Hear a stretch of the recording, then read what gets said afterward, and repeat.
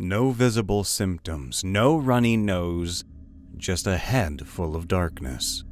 No fever or rash, no fractures or sprains, just a longing for something unable to explain. A quote from the unknown. The practice of psychiatry, rudimentary and often barbaric, came to light as a medical specialty as early as the late 18th century. Antipsychotics and antidepressants didn't come into play until much later in the 1950s. Though it is becoming a more widely considered and discussed topic, mental health was, and remains to be, highly stigmatized. Barbara Daly was born in Cambridge, Massachusetts on September 28, 1921. She was raised in the historic city until 1933, when tragedy struck the family. Barbara was just 11 years old when her father Frank committed suicide. He used the carbon monoxide given off by his car's exhaust while in the family garage. In order to get the insurance money for his death, the family made Frank's suicide look like an accident. The money got the family through the Great Depression. Barbara's mother, Nini, had shaky mental health before the death of her husband, and it only worsened afterward. Despite this, she moved herself and her daughter to New York City, where they took up residence in the Delmonico Hotel. As Barbara grew, people around her noticed just how beautiful she was. With her looks and charming, outgoing personality, Barbara became a prominent socialite as a young woman. She was known as one of New York's 10 most beautiful women, and, as such, she was highly sought after.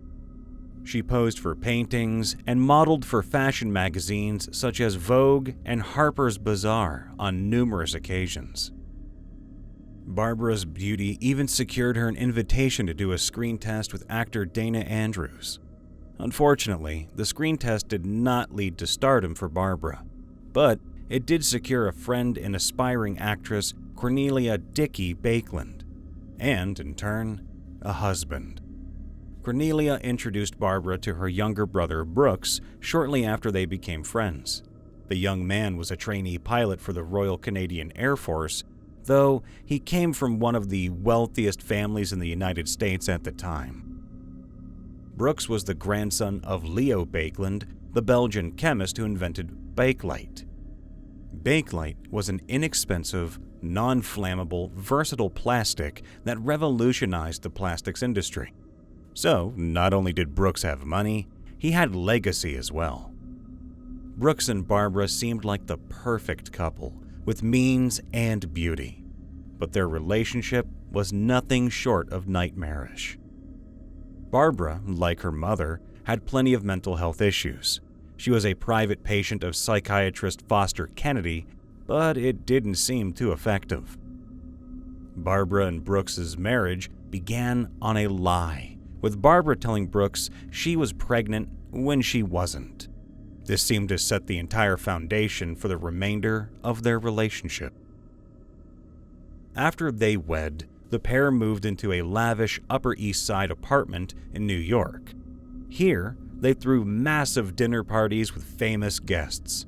Some of their friends included actress Greta Garbo, playwright Tennessee Williams, novelist William Styron, and philanthropist Yasmin Aga Khan. The power couple had plenty of influence in the upper echelons of the New York elite, but the parties and connections were not what Barbara was known for. As time went on, when people talked about Barbara Baekeland, her poor mental health was the topic. She had an unstable personality, rude outbursts, and bouts of severe depression. She was also a heavy drinker. It seemed the pair did not value loyalty in their relationship either.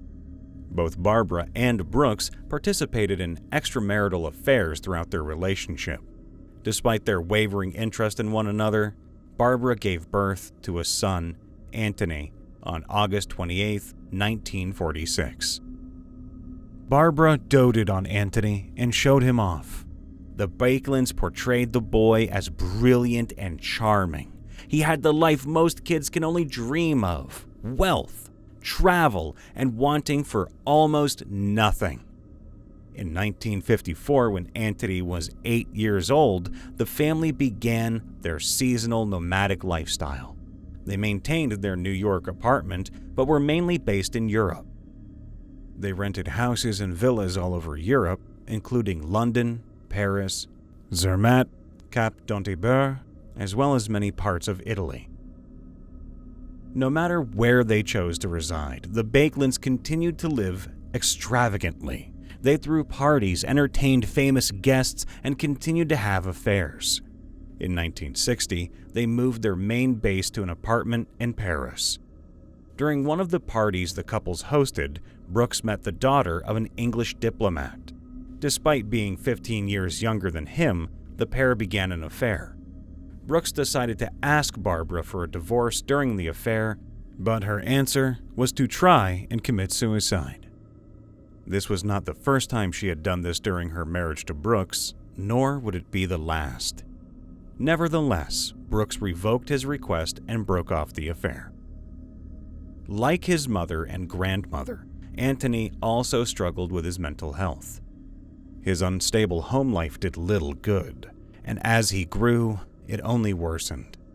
Antony displayed symptoms of schizophrenia, but was not diagnosed until later on.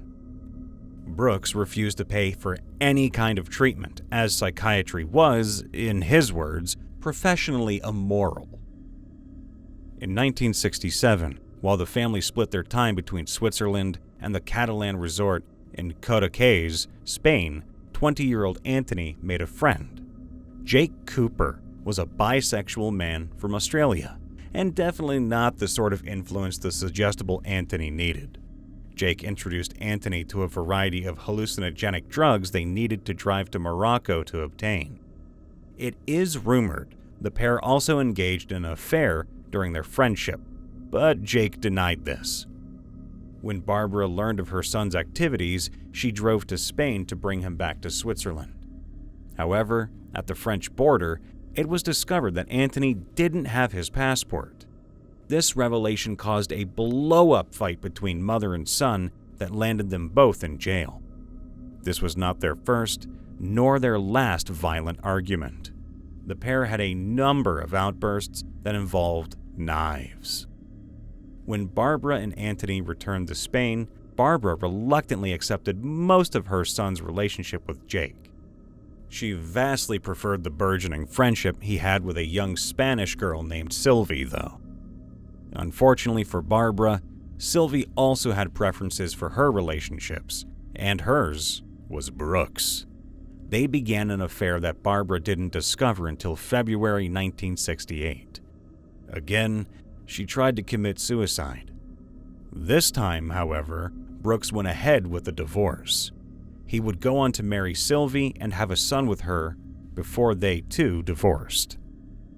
After her marriage ended, Barbara fell into a severe depression.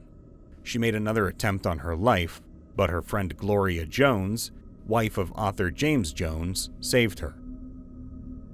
Following the divorce, it was just Barbara and Antony. They moved to London, and from here, their already rough relationship turned more toxic and unhealthy. Barbara grew obsessive, and in turn, Antony became unhinged. Having learned that her son was either gay or bisexual, Barbara latched on to the idea that she needed to fix him. She was his mother, and it was her job to make sure he was a proper man. Barbara's first solution to this made-up problem was to hire prostitutes to sleep with Antony. To her dismay, however, this didn't get the results she desired. In Barbara's twisted, broken mind, the only option she had left was to fix Antony herself. Though there was no proof of a physical, incestuous relationship between Barbara and Antony, she made active attempts to seduce him.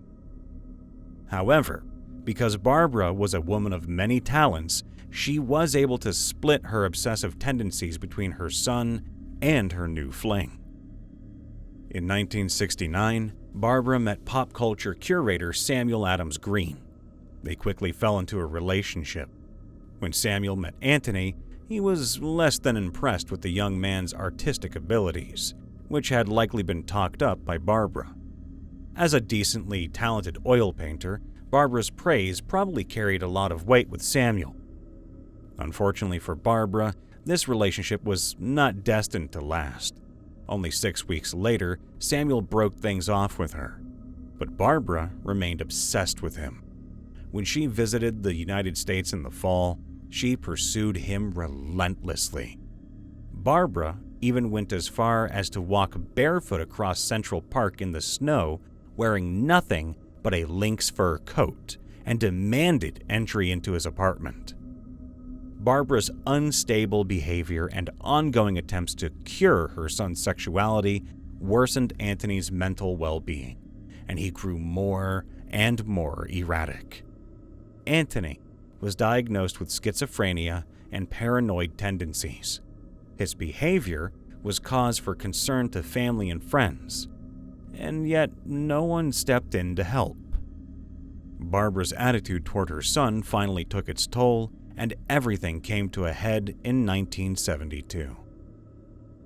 In late July, Antony had enough, and he tried to throw Barbara into traffic outside her Cadogan Square penthouse in Chelsea, London. Due in part to Antony's physical weakness and Barbara's friend Susan Guinness, she was saved from a grisly fate that day. Antony was promptly arrested and charged with attempted murder, but Barbara refused to press charges. Instead of prison time, Antony was admitted to the Priory, a private psychiatric hospital. His stay wasn't long, but he continued sessions with a psychiatrist at home. Antony's doctor quickly grew concerned with his patient's condition. In October, he warned Barbara that her son was more than capable of murder. Barbara foolishly ignored the doctor's concerns. On November 17, 1972, Antony would kill Barbara by stabbing her repeatedly with a kitchen knife. She was 51 years old, and he was 26. After killing his mother, Antony remained at the scene, where he was later found by the police. He readily confessed to his crime and was subsequently charged with her murder. Antony was institutionalized at Broadmoor Hospital in Crowthorne, England, until a group of his friends urged officials to release him on July 21, 1980. Upon his release, Antony flew to New York City, where he planned to stay with his maternal grandmother, Nini. The stay wasn't long, as only 6 days after his release from Broadmoor, Antony attacked Nini. On July 27th, he stabbed her 8 times with a kitchen knife and broke several bones. She survived. The New York City Police Department arrested Antony, charged him with attempted murder, and sent him to Rikers Island Prison. Here, a psychiatric team took 8 months to assess Antony's mental state. A hearing was held for Antony on March 20, 1981. He was expected to be released on bail, but a delay in the transfer of his medical records from the UK saw Antony return to his cell to wait. Half an hour later, Antony Baekeland was found dead in his cell, having suffocated himself with a plastic bag. He was 33 years old. Antony's father didn't seem to hold his son with much regard, as he later wrote an epitaph calling Antony an enormous failure of intelligence. Mental health issues don't discriminate against anyone. Wealth, influence, beauty, talent, intelligence, it doesn't matter. Anyone and everyone can struggle, just as though anyone and everyone can have family who refuses to accept them as they are. Mental health and sexuality are widely debated and stigmatized topics, even today. Barbara and Antony may have kept their lives had they received the help and support they needed.